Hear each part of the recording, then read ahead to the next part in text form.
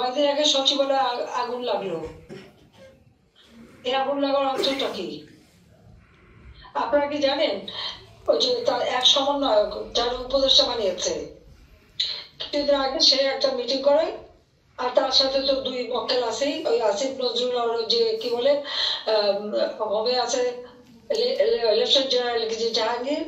আচ্ছা, এরা মিটিং করে তারা হাসান আরিফ সাহেব এলজিডির দায়িত্ব ছিল, তাকে বলে এই মন্ত্রণালয়টা ছেড়ে দিতে হবে, তাকে মন্ত্রণালয়টা তার হাত থেকে কেড়ে নেয় এবং এরা সেই মন্ত্রণালয়ের দায়িত্ব নেয়।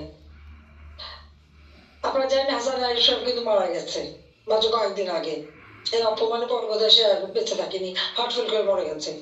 কিন্তু এরা যখন মন্ত্রণালয়ের দায়িত্ব নিল, আজকে আপনারা দেখেন সেই তাদের 3 জন যে মন্ত্রণালয়ের দায়িত্বে, সেইখানে রাত্রবেলা আগুন লাগলো, রাত 1টা-1:30টার সময় সচিবালয়। আমার কাছে কোনোদিন এই ধরনের ঘটনা আগে ঘটেনি, তো এই আগুন কিভাবে লাগলো?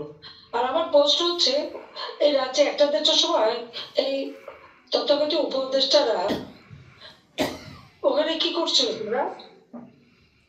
তারা ওখানে কেন ছিল?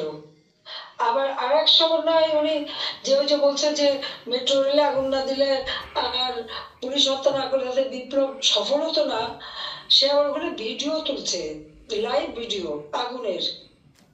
তার মানে আগুন লাগায় নিজেরাই আগুন লাগালো আর নিজেরাই করলো।